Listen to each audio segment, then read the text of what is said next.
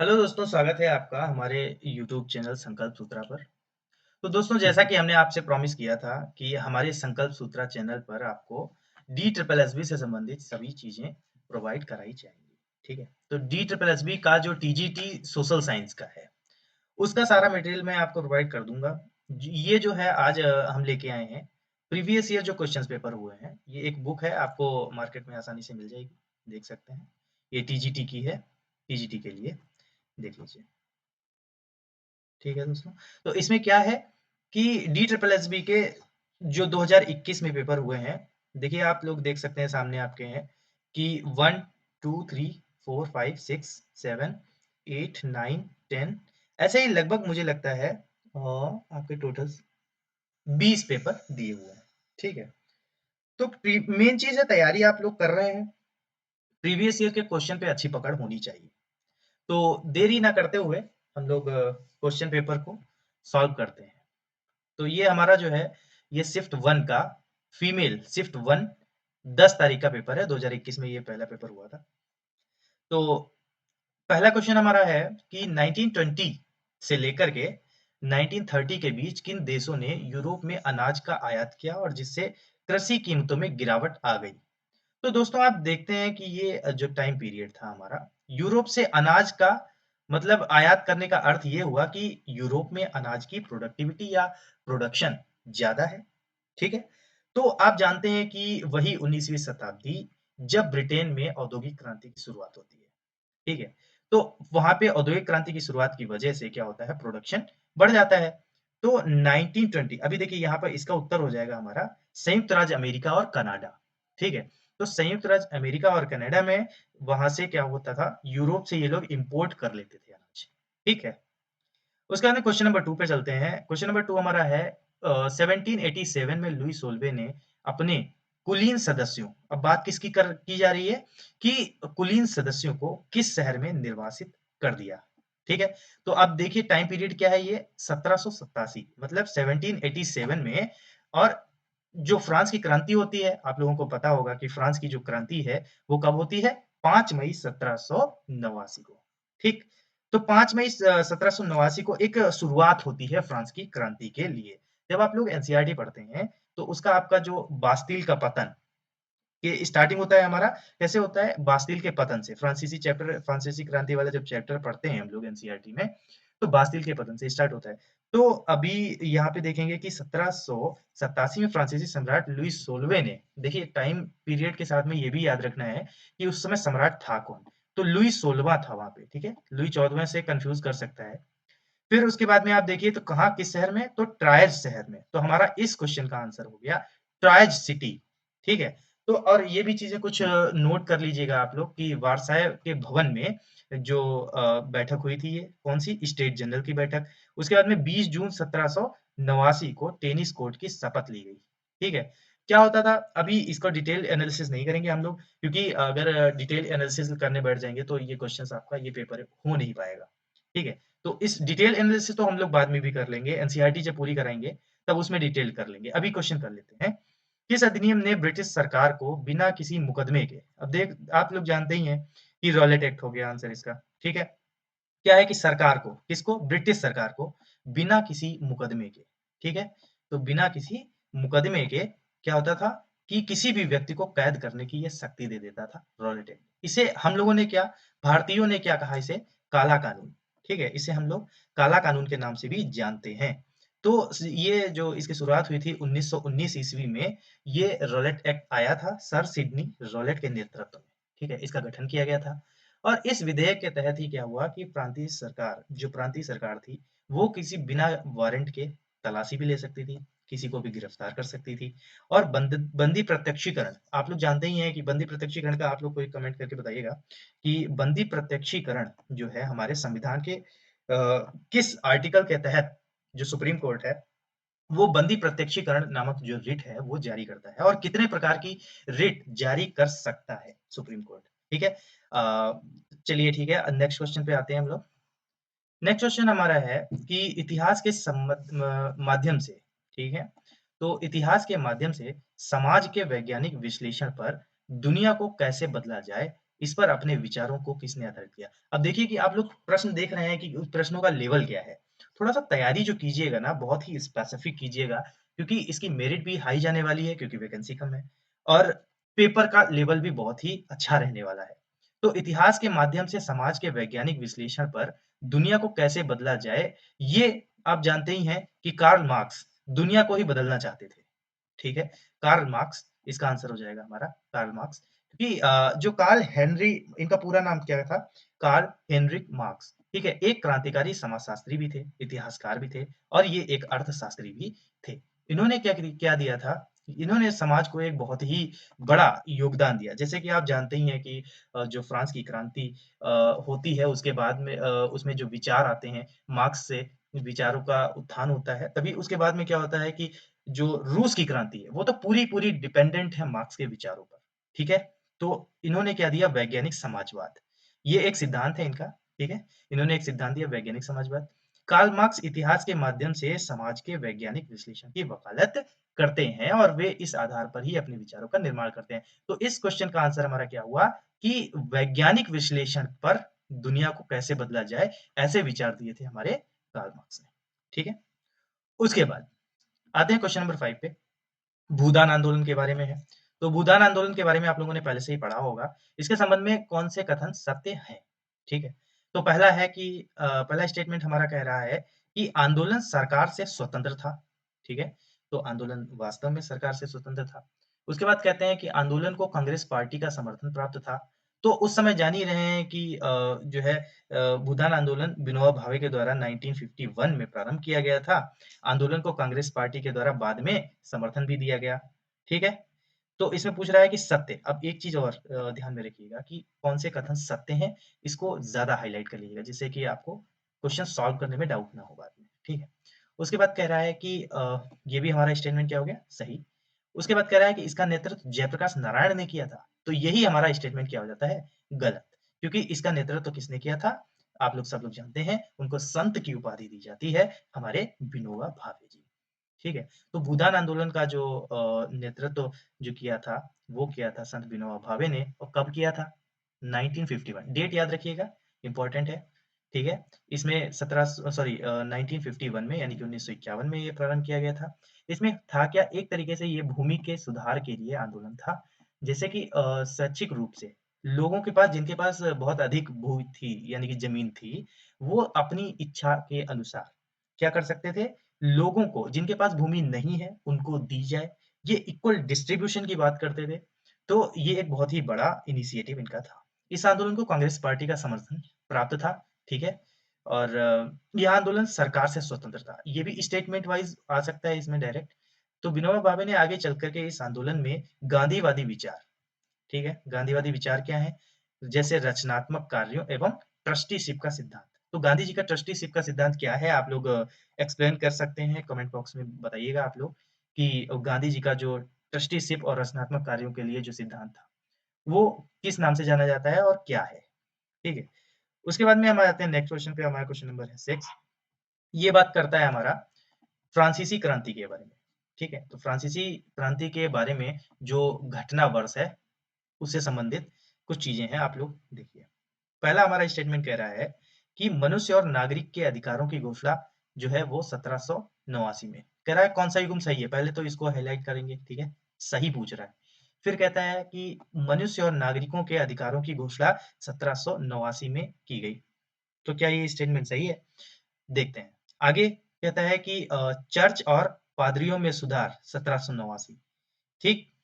तो कह रहा है कि तीसरा स्टेटमेंट कि बास्टील के पतन की पहली वर्षगांठ 1788। तो ये तो सरासर गलत है। आप लोग जानते हैं कि जैसे ही 14 जुलाई 1790 को, ठीक है, बास्टील के पतन की पहली वर्षगांठ मनाई गई थी। तो आप लोग जानिए कि 1789 को 14 जुलाई 1789 में क्या हुआ था? उसका पतन हुआ था बास्तील के, तो ये हमारा क्या हो गया? गलत। तो बास्तील के पतन की पहली वर्षगांठ 1788 में, तो ये 88 गलत हो गया हमारा। क्या है?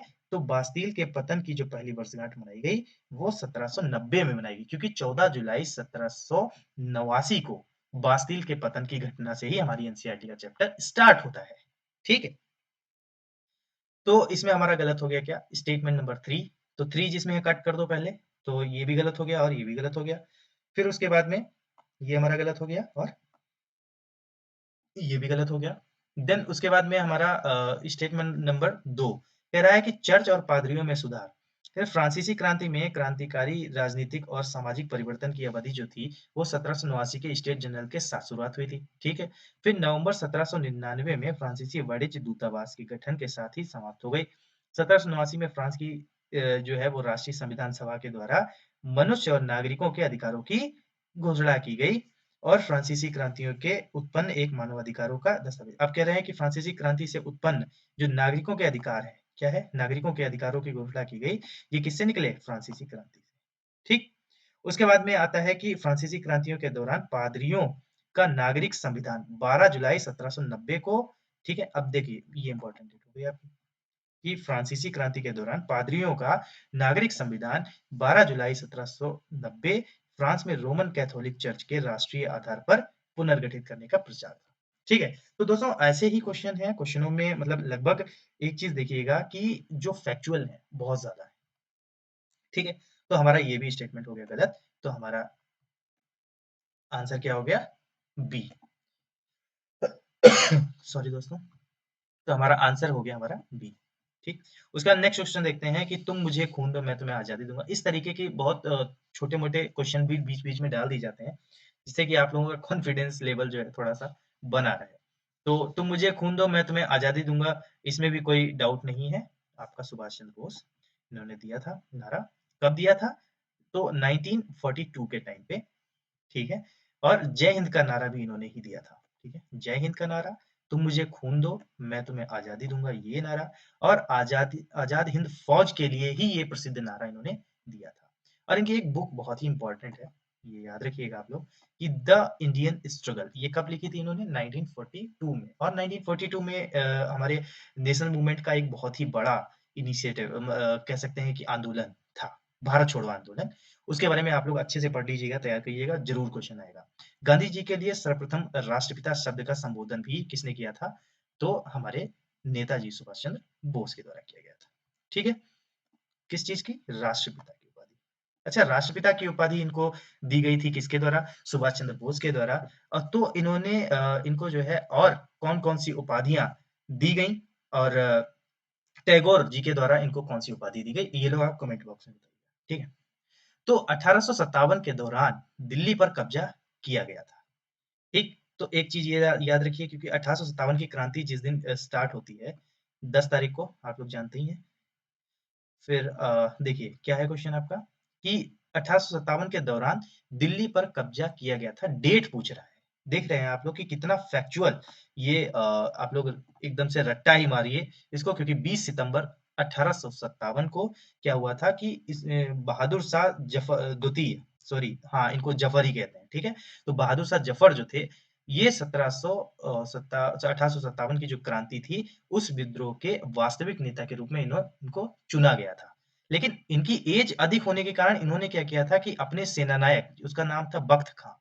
तो सेना नायक जो था हमारा, सॉरी बहादुर शाह जफर का तो इनका नाम था बख्त खां, ठीक है। और इसको जो है खान बहादुर खां इसके साथ में आकर के ये लोग दोनों लोगों को कोलैबोरेशन करके इन्होंने नेतृत्व किया था। दिल्ली पर कब्जा करने के दौरान ही जो कमांडर था कौन था?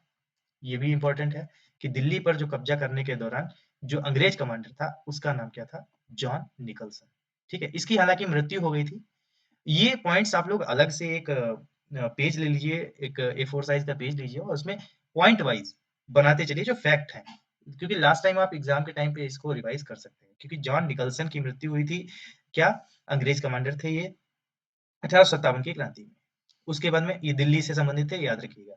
फिर हमारा नवा क्वेश्चन आता है कि 1930, ठीक है, 1930 में नमक सत्याग्रह।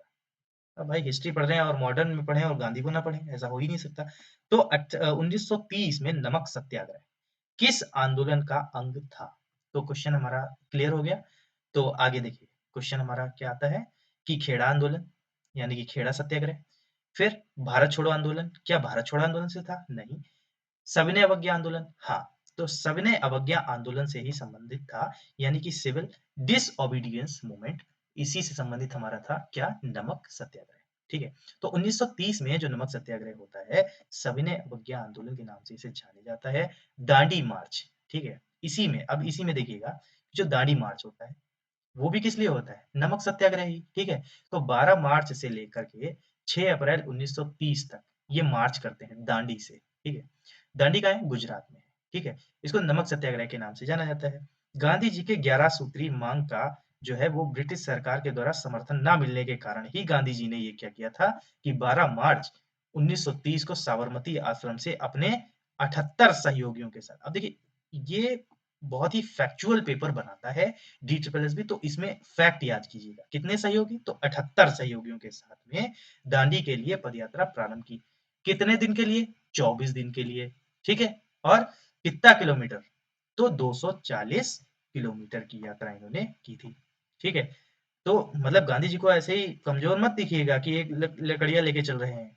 देखिए कि आप 240, ठीक है, मतलब 240 किलोमीटर की यात्रा 24 दिनों के अंदर 78 सहयोगियों के साथ करके इन्होंने नमक सत्याग्रह को कारगर बनाया। यात्रा के बाद इन्होंने क्या किया कि 6 अप्रैल 1930 को जो है वो समुद्र तट का नमन, सॉरी यहाँ पे थोड़ा मिसप्रिंट लिखा हुआ है, समुद्र तट पर जाकर के इन्होंने नमक कानून का उल्लंघन किया था। तब कब? डेट याद रखिएगा, 6 अप्रैल। तो 12 मार्च एक ये इंपॉर्टेंट डेट है हमारी, और 6 अप्रैल ये एक इंपॉर्टेंट डेट है। चलते हैं दूसरे क्वेश्चन पे। तो क्वेश्चन नंबर 10। तो 10 क्वेश्चन हो गए आप लोगों को। अगर ऐसा लगता है कि कोई और तरीके से मैं बताऊं तो कमेंट में आप लोग अपनी राय दे सकते हैं, ठीक है। बाकी एक टेस्ट हो जाता है, आप लोग एक टेस्ट पूरा कर लीजिएगा। इसके पॉइंट्स जो जो मैं हाईलाइट करते जा रहा हूँ वो पॉइंट अपने नोट्स में बना लीजिएगा, जिससे कि आप लोगों को दोबारा कभी देखना पड़े तो पूरी बुक ना रिवाइज करनी पड़े, या पूरा एक साथ में पूरा पोथा ना उठाना पड़े। थोड़े से पेजों में आप लोग अपना एक एक टेस्ट बना सकते हैं, ठीक है। और प्रीवियस ईयर पे आप लोग जान ही रहे हैं कि पकड़ होना बहुत ही जरूरी है। तो उसके बाद आता है हमारे खुदाई खिदमतगार आंदोलन के नेतृत्व करता कौन था? कह रहे हैं कि खुदाई खिदमतगार, जानते हैं किसको कहते हैं? खान अब्दुल गफ्फार खान। किसको भी नहीं पता होगा, जो तैयारी कर रहा है उसको सबको तो पता ही है कि खान अब्दुल गफ्फार खान, लाल कुर्ती आंदोलन, है ना? तो वही है खुदाई खिदमतगार। तो इनको जो है खान अब्दुल गफ्फार खान को कहते हैं। इनका जन्म जो है पेशावर पाकिस्तान में हुआ था, ठीक है। ये इंपॉर्टेंट नहीं है कि कब हुआ था। सविनय अवज्ञा आंदोलन के दौरान इन्होंने पश्चिमोत्तर सीमा में खुदाई खिदमतगार संगठन की सहायता के साथ, देखिए आ गया, लाल कुर्ती आंदोलन इन्होंने चलाया था। किस टाइम पे चलाया था? जब इधर पूरे भारत में सविनय अवज्ञा आंदोलन चल रहा था, तो उसी टाइम खुदाई खिदमतगार यानी कि खान अब्दुल गफ्फार खान ने ये पश्चिमोत्तर भारत, जानते हैं पश्चिमोत्तर भारत वही पाकिस्तान वाला एरिया, वहां पे इन्होंने क्या किया था कि एक लाल कुर्ती आंदोलन चलाया था। और इन्हें सरहदी गांधी या सीमांत गांधी की जो उपाधि से भी इनको नवाजा जाता है, ठीक है। बच्चा खां, बादशाह खां, इनको ऐसे उपनामों से भी जाना जाता है, ठीक है।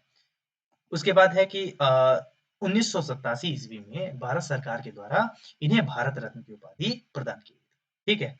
तो 1887 ईस्वी में किसे? खान अब्दुल गफ्फार को भारत रत्न की, जो कि हमारे भारत का सब सर्वोच्च राष्ट्रीय सम्मान है, भारत रत्न। अब आप लोग कमेंट में बताइएगा कि भारत रत्न की शुरुआत कब होती है, ठीक है।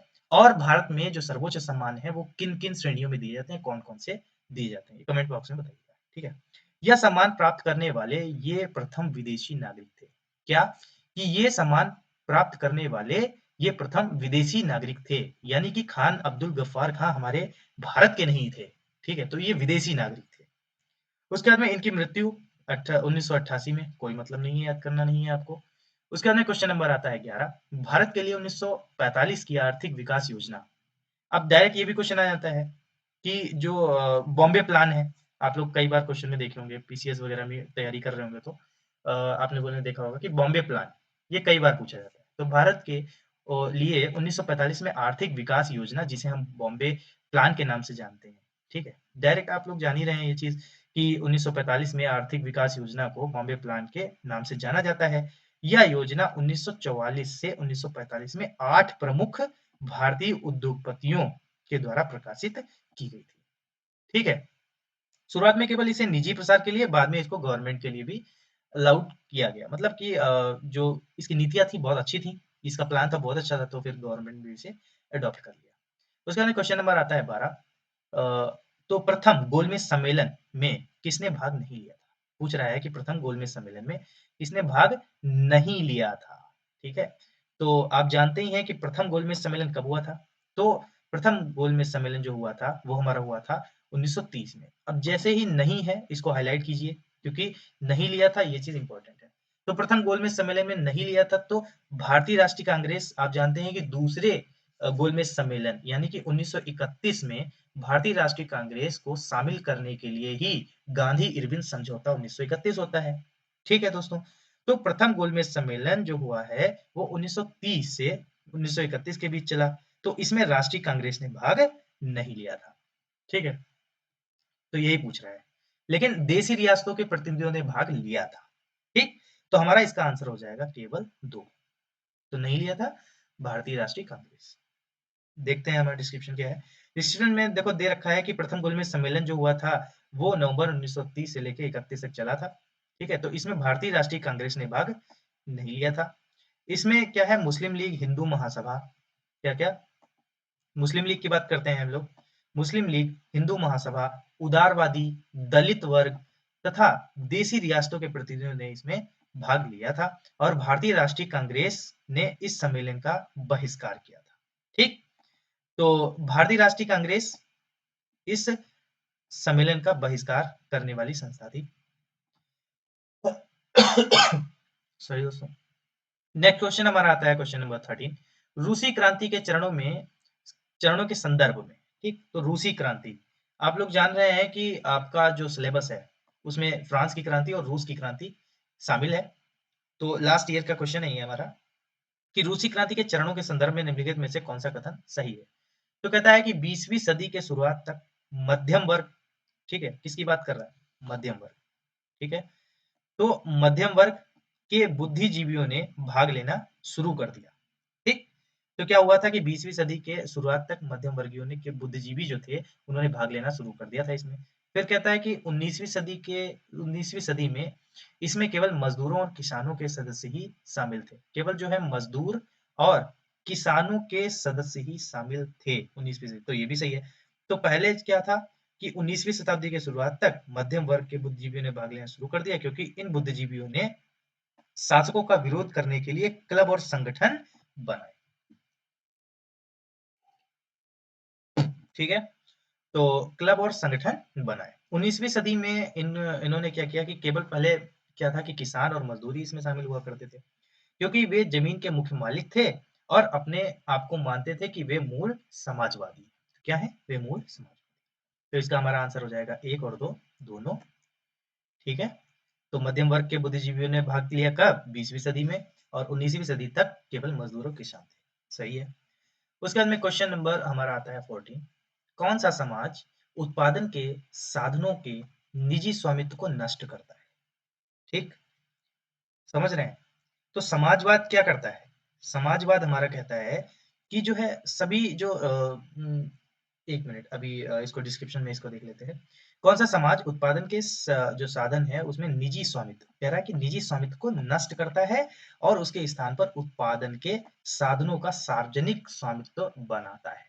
तो निजी स्वामित्व का विरोध कौन करेगा, अब पूंजीवादी तो निजी ही होता है, कैपिटलिस्ट। कैपिटलिस्ट क्या होता है, देखो, जो अर्थव्यवस्थाएं होती हैं वो 3 प्रकार की होती हैं। पहली हो गई हमारी समाजवादी, दूसरी हो गई पूंजीवादी, और तीसरी हो गई मिश्रित, जो कि हमारे भारत ने अपनाई है। तो पूंजीवादी समाज में, सॉरी, पूंजीवादी जो इकोनॉमी है वो उसमें आते हैं लगभग अमेरिका जैसे देश जो प्राइवेटाइजेशन को बढ़ावा देते हैं। समाजवादी में तो ऐसे देश आते हैं जैसे कि रसिया, क्या है, जो मतलब जो है निजी स्वामित्व को बढ़ावा नहीं देता है। ठीक है, तो उसमें लोगों का जो है होना चाहिए अधिकार, केवल उसमें केवल प्राइवेटाइजेशन नहीं होता। ठीक, उसके बाद में सामाजिक दृष्टिकोण के अनुसार व्यक्ति अलग अलग रहते या काम नहीं करते, बल्कि एक दूसरे के सहयोग से ही रहते हैं। ठीक है, एक समाजवादी समाज उत्पादन के साधनों के निजी स्वामित्व को नष्ट कर देता है और इसका उत्थान स्थान उत्पादन के साधनों को सार्वजनिक स्वामित्व में बनाता है। ठीक, तो दोस्तों उसके बाद में है हमारा 20वां क्वेश्चन। टेनिस कोर्ट की शपथ कब ली गई थी। इस वीडियो में हम लोग, अभी पहली हमारी वीडियो है ये, इसमें क्या करते हैं कि 20 क्वेश्चन कर लेते हैं। उसके बाद में आप लोगों का फीडबैक लेना जरूरी है, क्योंकि पूरी वीडियो बनाने के बाद फिर आप कहते हैं कि अगर कोई चेंजेस लाने होंगे तो मैं बदल सकता हूँ, है नहीं? पूरे 100 क्वेश्चन कराने के बाद फिर बदलाव होने की संभावना कम हो जाती है। तो इससे क्या होगा कि आपका ये टेस्ट भी अगर कोई बदलाव चाहते होंगे तो हो जाएगा। तो इसमें हम पहले क्या करेंगे कि एक सेक्शन यानी कि 20 क्वेश्चन ही करेंगे। उसके बाद में अगली वीडियो में हम लोग आगे की जो है पूरी पीडीएफ धीरे-धीरे इसके सभी टेस्ट इस पे खत्म कर लेंगे। ठीक है? और नेक्स्ट क्वेश्चन हमारा आ गया है 15 नंबर। टेनिस कोर्ट की शपथ कब ली गई थी? तो टेनिस कोर्ट की शपथ इसकी बात की गई। तो इसमें अभी हमने ऊपर बताया था कि जो डेट है उनको जैसे कि थर्ड स्टेट की जो बैठक थी वो, ठीक, स्टेट जनरल की बैठक, टेनिस कोर्ट की शपथ, ये क्या है, इंपॉर्टेंट है। तो 20 जून को क्या था, वर्साई के इंडोर टेनिस कोर्ट में जमा हुए थे लोग, क्योंकि इनकी मांग को राजा ने माना नहीं। इन्होंने क्या किया था वहां पे, क्या था कि ऐसा सिस्टम चलता था फ्रांस में कि जो वोट देने का अधिकार था वो इक्वल नहीं था। मतलब कि आप देखते थे कि फ्रांस का जो समाज था वो 3 स्टेट में बटा हुआ था, ठीक है? तो पहला जो स्टेज था उसमें पहले स्टेट में क्या था कि जो कुलीन वर्ग था वो शामिल थे। दूसरे स्टेट में, सॉरी, पहले स्टेट में क्या था, पादरी लोग शामिल थे। दूसरे स्टेट में कुलीन वर्ग शामिल था और तीसरे स्टेट में आते थे अन्य सामाजिक लोग, जो जिसमें बढ़ई धोबी सब सब कुछ आता था। तो इन्होंने क्या किया था, इन्होंने डिमांड की थी कि जो टैक्स बढ़ा रहे हैं आप, जब भी क्या होता था कि फ्रांस में अगर कोई टैक्स बढ़ाने होते थे तो उसमें क्या होता था कि सभी का वोट लिया जाता था। लेकिन इसमें पहले और दूसरे स्टेट से 300-300 मेंबर होते थे और जो तीसरा स्टेट होता था उसे 600 मेंबर होते थे, ठीक?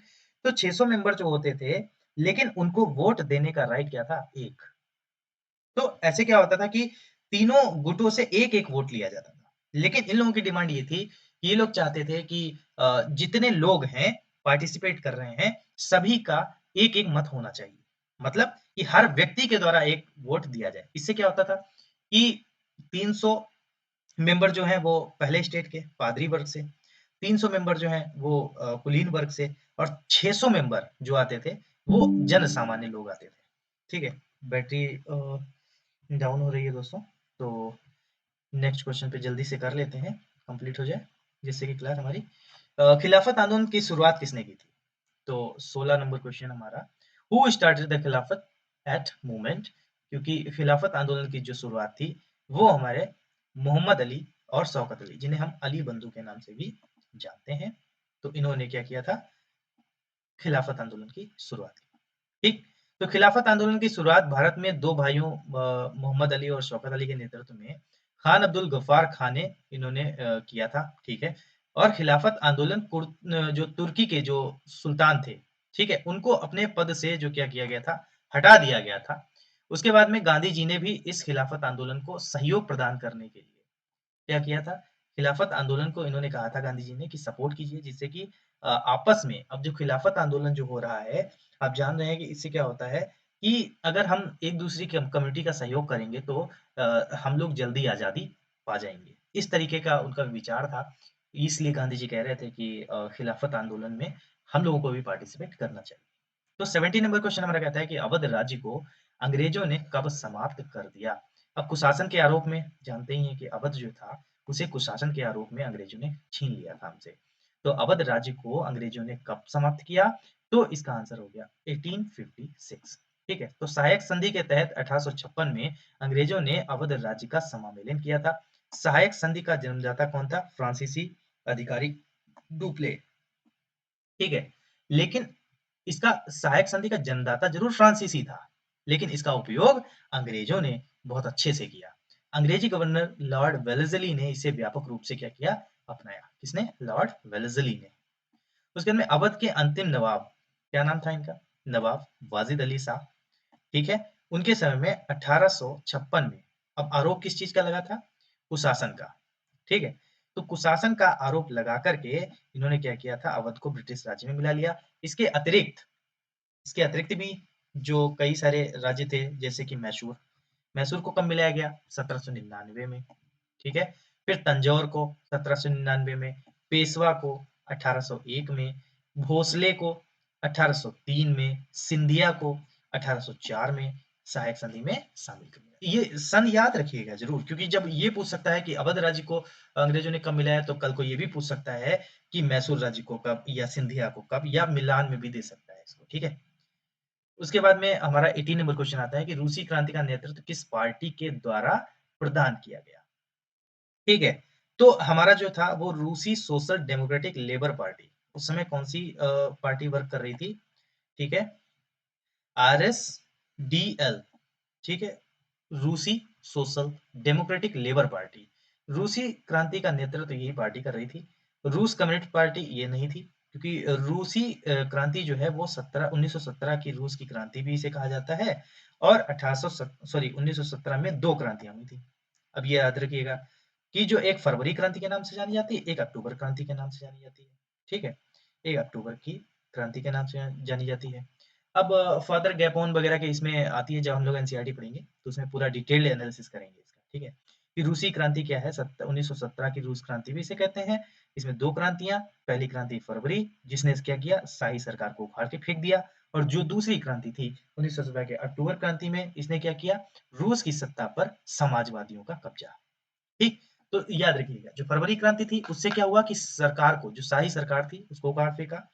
उसके बाद में जो अक्टूबर की क्रांति थी, उसने क्या किया, समाजवादियों का जो है वो रूस पर कब्जा दिला दिया, ठीक। उसके बाद में क्वेश्चन आता है हमारा, question number 20, sorry question number 19। तो 1789 में थर्ड स्टेट का अध्यक्ष, ये बहुत ही फैक्ट है, इनको अच्छे से याद कीजिएगा। जो 1789 में थर्ड स्टेट का जो अध्यक्ष बनाया गया था, सॉरी दोस्तों, मुझे अभी क्लास खत्म करनी पड़ेगी, बिकॉज बैटरी लो हो गई है, और अभी इस टाइम चार्ज करने का कुछ आइडिया नहीं है। तो मिलते हैं अपनी नेक्स्ट क्लास में दोस्तों। तो बने रहिएगा, और अपने फीडबैक जरूर दीजिएगा, जिससे कि हम अपनी नेक्स्ट क्लास बना पाए, ठीक है। और पूरी पीडीएफ आपसे, आपके साथ ये डिस्कस करेंगे सारे क्वेश्चंस।